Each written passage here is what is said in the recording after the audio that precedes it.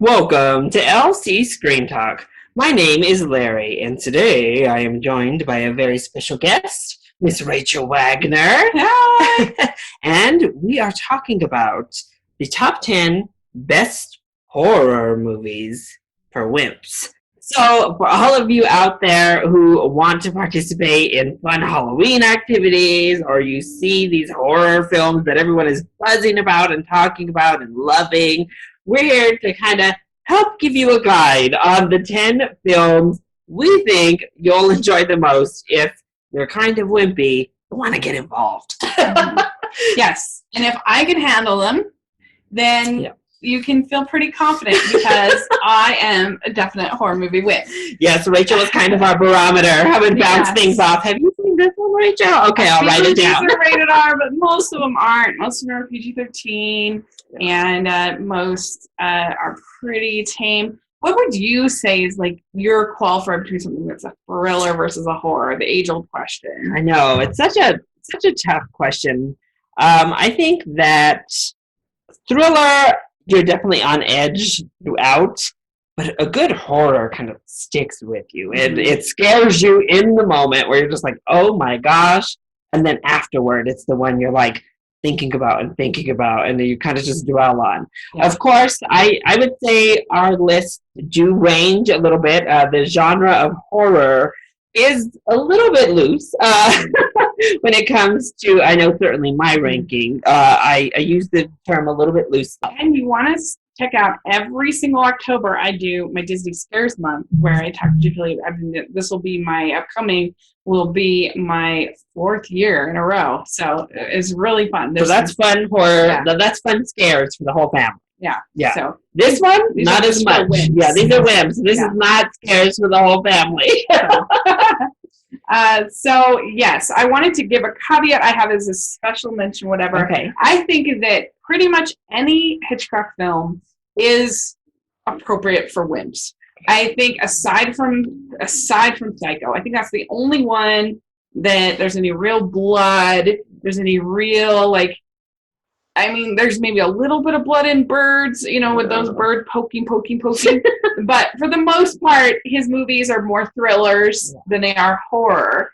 And Psycho's the only one that really, I think, it's rated R. Yeah. And it is more for mature audiences, and it's more scares. But I think the rest are pretty fine. So would you agree? Yeah, I mostly agree. Yeah. We were talking about it. Honestly, a lot of the classics could probably qualify for this list, especially in today's day and age. Yeah, the Universal Monster movies, stuff like that. Yeah. So you're safe. So what's your actual number 10 then, Rachel? My number 10 is The Sixth Sense. Anybody who follows my channel knows I'm not a huge fan of Mr. Shyamalan and his style of films.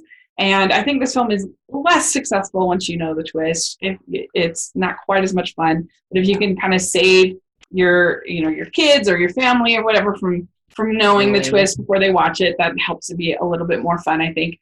But there's a lot of heart to it, especially with Toni Collette's performance as this mother who's grieving. I think that Bruce Willis does a pretty good job. He's really, I think, at his best usually when he's interacting with kids, and he's really sweet in that. And I think that works pretty well. I think it does a really good job with the atmosphere.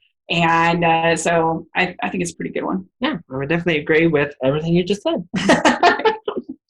So in at number 10, I have Beetlejuice. So this starts us off with a pretty loose term of horror, I'd say. This is definitely heavily comedic, obviously. Yeah.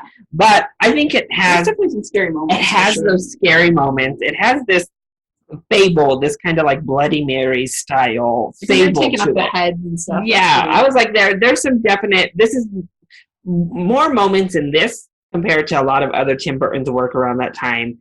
We get the more horror elements in here, whereas Edward Scissorhands is very creepy looking, but it doesn't have those horror elements. But I think that it's a whole lot of fun, and if you're just looking to get into like a Halloween atmosphere with something that gives you a few of the scares, a few of the jumps, but it's not going to keep you up, it's not going to give you nightmares at night, and you'll have a whole lot of fun with it, I would say Beetlejuice is a pretty fun pick. Yeah, I think that's a really good pick. Yeah.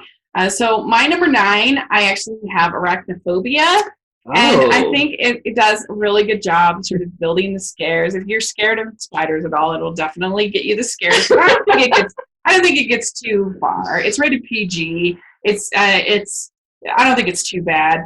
And it's just sort of fun. And you just jump, woo, spiders, oh no. And Jeff Daniels is in it. He's fun. And overall, it's sort of a fun creature, scares little movie. So Certainly. So in at number 9 for me, I have Coraline. Mhm. So this is an animated film, and I think it definitely has a lot of lighthearted moments as well. But it's another one that keeps atmosphere really well throughout the entire film. It's pretty even keel with its atmosphere and with its tone, and it's a pretty creepy atmosphere. I mean, they create a pretty creepy world right off the bat, especially for an animated film, of course.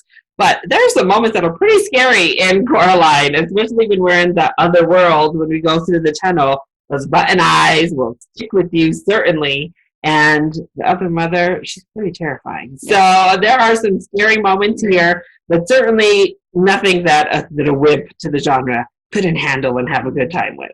Very, very good. I'll have that later on. Oh. So my number 8, I have Drag Me to Hell. And when I watched this movie as part of my retrospective of 2009 with my friend Conrado over on my channel, and it was on his list, and I was like, oh, I'm not going to like this movie because I don't like possession movies at all, or any kind of demonic spirits, really. But I watched it because it's PG-13. I said, give it a shot. And it's actually really funny. It's a comedy horror. And it's about this woman who refuses this older lady her loan at the bank, and the lady curses her. And it gets if you don't like sort of gross out, like people throwing up and stuff like that, if that's not your thing, then you won't like it. But it has a lot of sort of over the top, kind of slimy, gross, kind of. And to me, I just had really a lot of fun with it. I thought it was really silly and funny, and I think Sam Raimi does a good job kind of balancing just the silliness and some genuine kind of scares and I just really enjoyed it. So I think that people that might hear that name and think, oh, I'm not going to like it, I think you might actually like it if you give it a shot. Well, I definitely agree that it's not scary. So you could definitely give it a shot and see what you think. So in at number 8 for me, I have Jaws. So a classic film that is obviously pretty much perfectly made. I mean, it is really well done across the board. And it did spawn an entire generation that was scared of sharks and like scared to go onto the beach. So certainly for its time, probably wouldn't have made a list like this. However, when you look back on it now, I think you can just look at it and appreciate the filmmaking. And as it's really good at building up the like tension and the suspense, it's really good in the more dramatic aspects. I think it actually works really well as kind of a character study. But of course, we don't see a lot of the shark, and of course, we don't get a lot of like blood. It's not like current day shark movies where you're seeing people like get ripped in half or eaten alive or anything crazy.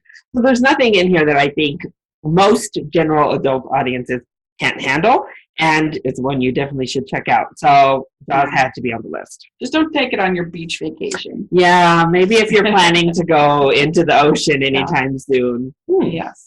So my next choice for number 7, I have 10 Cloverfield Lane. Oh. And I really loved this movie. I thought it was so scary. I thought it was so tense with this John Goodman character, and I was really unsure of what.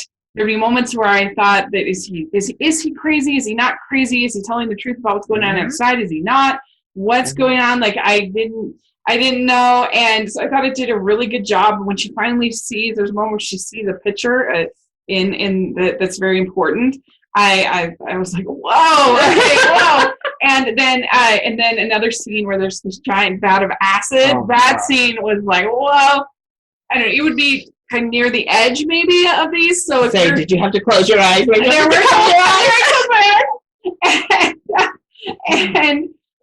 I don't know. I think that it's nice because she's not a damsel in distress, which sometimes you get in these horror movies. She's really smart, and she's putting all the pieces together. She's trying to figure this out.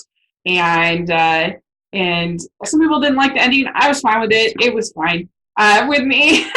And it certainly wasn't as good as the rest of the part, but especially that part in the bunker was just so well done. I thought that I would have nominated John Goodman as in that role. I thought he was so scary and he was so good, but I don't think it took anything too far. When he comes down with that shaved face. Who knew? Like, just shaving your face could be, like, so terrifying when he turns the corner. You're like, oh, my God. So this is why these lists are important, because I would have probably not put it on a list. It's not on mine, because I would have maybe thought it was too scary. But this is why Rachel is here to give us some insight. It is PG-13, and so just I would look at one of those parental guides and read. Seriously, I would look up the parental guide on IMDb, read through it, and if it feels like something that you can handle, then I can go for it. So in at number 7, I have another classic film, and I have Halloween. So pretty much the slasher that started the genre, if you will, at least in the way we see it today. I mean, it's pretty much stood this whole test of time. Halloween, when you look back at it, I don't think it's actually all that scary. I think it's really well made. The score, obviously, is iconic. It's amazing. But I don't even think it's necessarily as scary as Halloween 2018. I don't think it really has big, gory moments. It doesn't have the big kills that we're used to in today. It really heavily relies on suspense and atmosphere, the kind of overarching knowledge of Michael Myers after a child. That's the one part. Maybe if you have a weird thing with children being in peril, maybe this might be much for you. But honestly, our child in this is very well equipped. Jamie Lee Curtis is great in this movie, as she is in the new Halloween as well. But I just think it's another classic film that you could check off your list that won't scar you and doesn't have enough moments that I think are really truly scary to keep people away from watching it. I've never seen it, so I can't comment on it, but I trust you. I put that actually for quite a few people. Yeah. I have. So, very good. I'll just check it out. So my number 6 is Get Out. It's rated R. It does have quite a bit of profanity. It's more the R, I think, than the violence. Although there is some, especially towards the end, there's some bloody moments. But it's really a thinking man's movie. It's really kind of like a longer episode of Twilight Zone kind of a thing. And it's a movie that you can really talk about different scenes and dissect together. And so it's really fun that way. And it always kind of follows up a tense scene by more of a lighter scene. So it controls its tone very, very well. And those transitions very well. And so I think that it balances out enough that those few sort of more bloody moments, those few more scary moments, I think you can kind of handle pretty well. So I think if you're an adult and you don't mind some of those language things and other things, then I think it's a pretty good one. It's a fun story. I also have Get Out as my number 6 pick. I agree with what you said. I didn't really find it all that scary watching it because it's not a horror film in that traditional sense. Yeah. It's more scary ideologically than it is scary just straight up horror. I mean, of course, there are jump moments where you're like, oh my gosh. And as you said, especially when they go into the basement and there's that procedure happening, that's when it gets like, whoa! Well, when he's leaving, we're having to take people down to escape your life. But there's a lot of comedy mixed in to Get Out. I know Rachel's not the biggest fan of the comedy in Get Out, but I thought it was funny. I think, again, there's a lot to think on, and it's similar to Halloween and Jaws to me. Obviously, we don't have time to call it a classic yet, but I think it's one that is worth seeing. Even if you're skeptical of horror and if you'll be able to handle it, I don't think it's scary enough to deter people from at least checking it out, because I think it's a really well done film. So, see it. All right. So, my number 5 is Coraline. And we already talked about it. I agree with everything you said. I just think that she's such an interesting character because she's able to love people that aren't lovable. And she makes the decision to pick her parents who are very flawed over these idealized versions of them. She's wise enough to see what is real and what is false. And I think that makes her really an easy character to root for. Yeah. But it has all of those. This is a great movie, I think, to introduce your kids to all of those sort of horror movie tropes without traumatizing Scarring for her life. I think there's enough sweetness and enough, but it is pretty scary. I think. I mean, those button eyes, I think, are pretty scary in some of those scenes. But I just the artistry and the atmosphere. I did a video a while back on films I thought had great atmosphere, and this was one of them that made the list because I think it's just was such a good job. Right. So in at number 5 for me, I have Shaun of the Dead. I think that it's just, I mean, it's a zombie movie. It does have like the gory elements, but it's definitely a horror comedy. It's really funny. It's really fun. If you, I would say probably Zombieland could also be right here. Yeah. Shaun of the Dead / Zombieland here. I would include Anna and the Apocalypse too. I mean, a lot of these zombie movies, I feel like they have really leaned into zombies being horror comedies because when you really stop to think about it, it's like, okay, I could kill this zombie. Like, I could take this zombie on myself.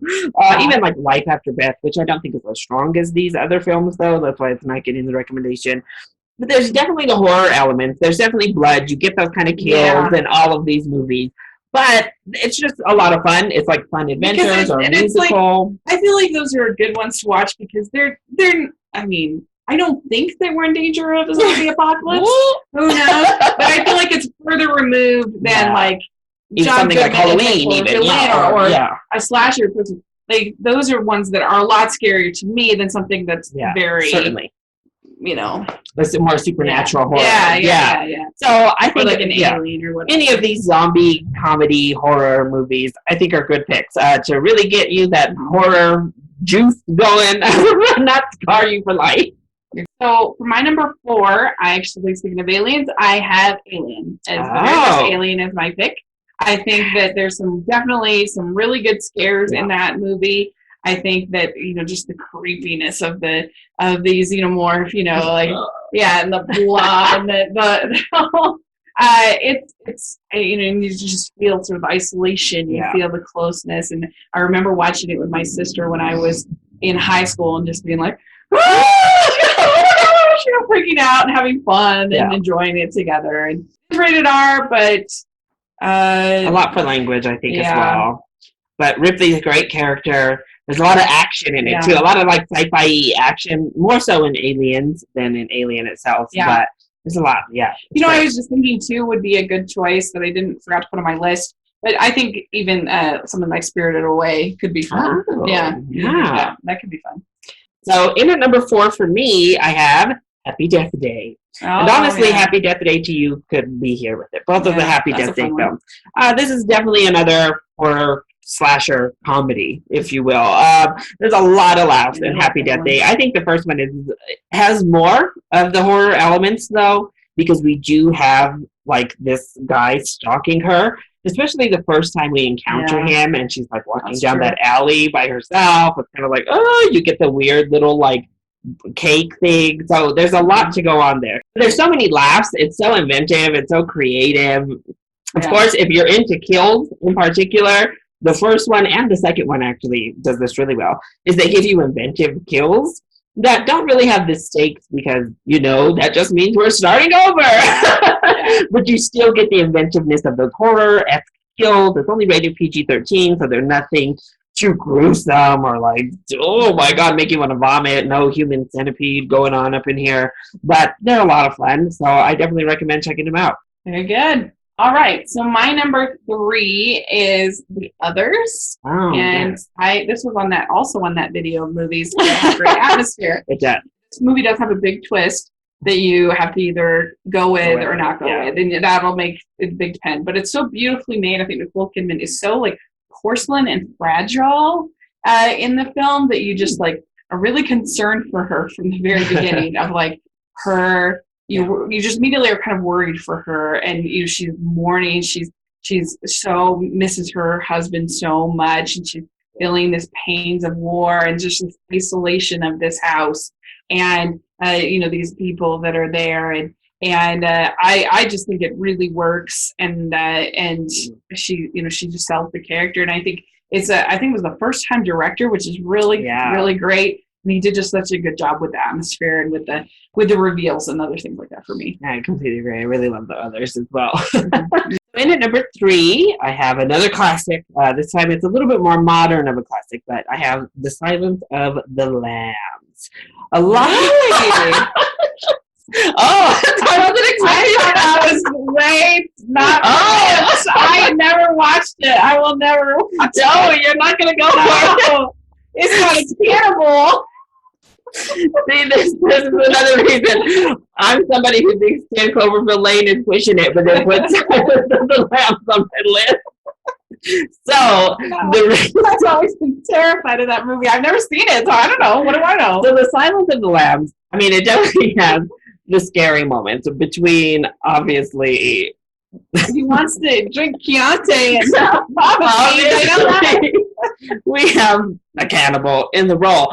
But really, the film focuses heavily on Jodie Foster. Like, it really is Jodie Foster's film in which she is trying to solve this case, like trying to get through and solve the case at hand. So I think it's a lot more of a drama, honestly, in the majority of the film. There are a couple of moments, obviously, where Jodie herself is in peril, and they do a really good job of just really building that tension. I mean, those moments where she is sitting face to face with him, obviously, are like, oh, but I didn't think it was enough to be like, oh my gosh, scandalized.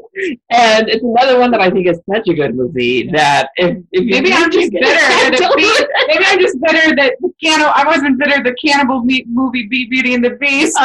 As much as I love Beauty and the Beast, I also love The Silence of the Lambs. I don't know, it's a tough one. But maybe number 3 is higher than I anticipated, but I think it's much more atmosphere heavy. So maybe one of these days we can do like a live viewing. Silence of the Lamb with Rachel. I've only ever heard how scary it is. That's so interesting. I guess. I don't know. Yeah. Full disclaimer. At 4 years old, I was like watching the Poltergeist on repeat. So that's why I need Rachel, because I'm skewed. I'm going to admit I'm skewed.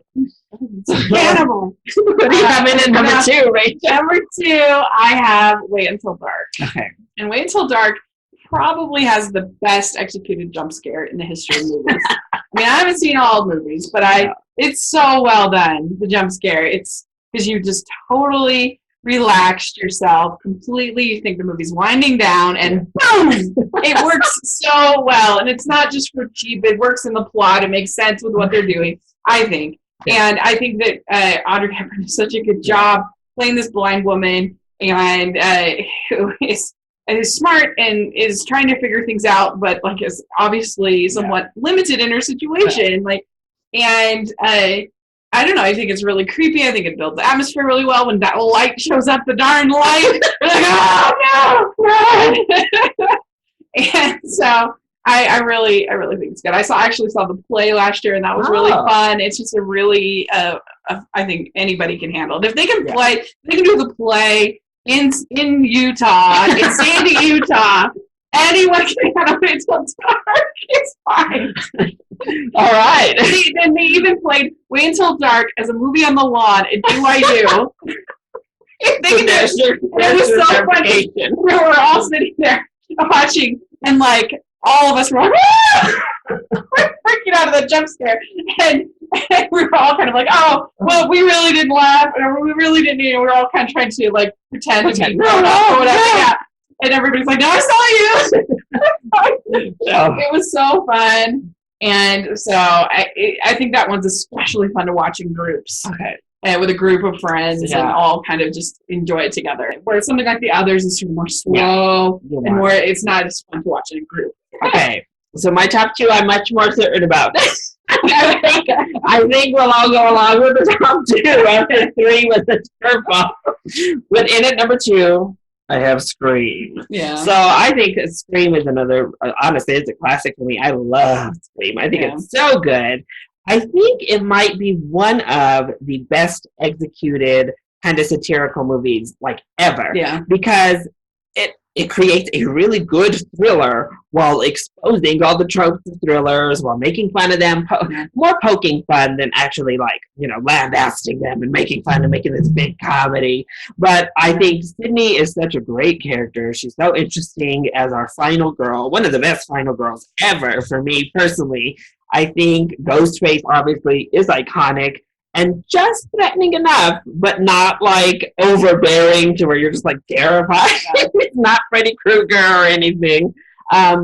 Plus, it's a villain that you feel like you can overcome yourself. Like, this is a villain that could kill me, certainly, but I can take him down too. And I think that's what makes Scream so good. Obviously, we have one of the best opening sequences ever with Drew Barrymore, that iconic moment of what's your favorite scary movie? On him being at the window. So I just love Scream. And I think it's definitely lighthearted enough that most people can watch it, but it provides a really good thriller to have fun with. I agree, 100%. Yeah. Everything you said, because I watched it last year for my Blind Spot project, and I really enjoyed it. I thought it earned all of its scares were built up well. Yeah, we're very tense, but we're also kind of, there was enough sort of silliness to kind of here you could kind of calm down a little bit. And it was unpredictable. You didn't know what was going to happen. It took a lot of twists and turns, and again, pretty well earned twists and turns of like, is it this person or is it not? Yeah, it's a lot of fun. I think so. I agree. That's a good choice.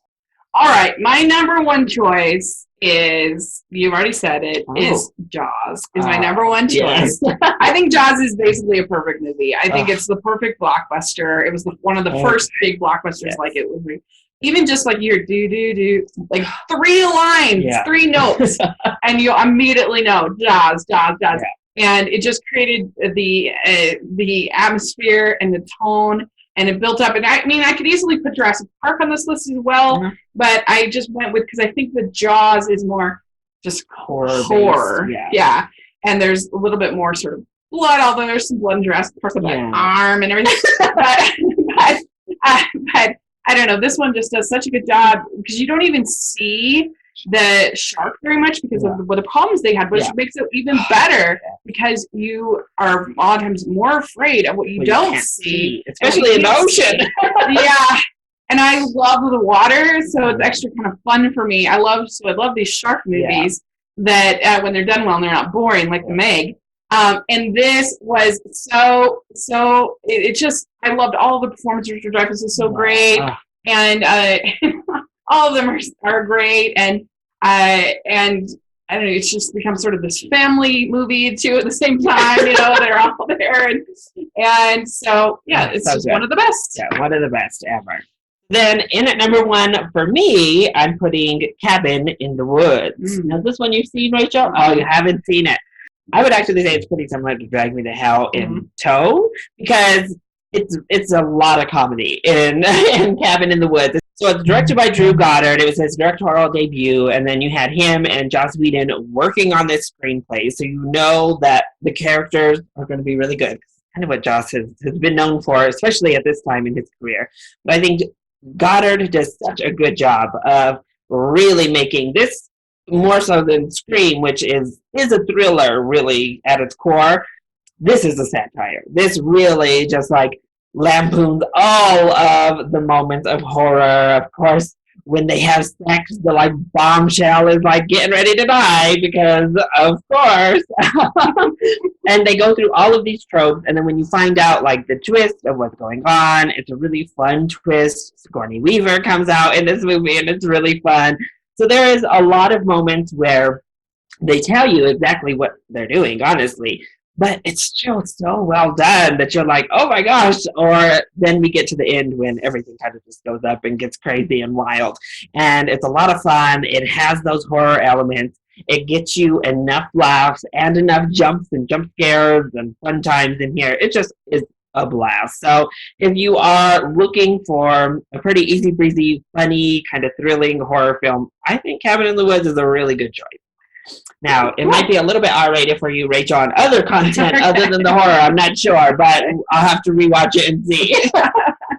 So those are our 10 picks each for the best horror films to watch if you're kind of a wimp. Now, let us know what you think of the movies we picked. Is Silence of the Lambs way too scary to be on this list? Let us know in the comment section down below. And of course, I'm sure there are plenty of other selections as well. So if you have great horror films that any old wimp off the street can watch, leave those suggestions either in the comment section down below, or you can hit either of us up on Twitter. So, Rachel, want to tell people where they can find you? Yes, find me at Rachel's Reviews all over social media and on iTunes and YouTube. And you can find me at Hallmarkies podcast as well. You won't find any horror talk there, will you? Although we do have the cozy mysteries. Oh, perfect! I have Candace Cameron Bray investigating small town murder. Yes, sounds just like Silence of the Lambs. That's what we get.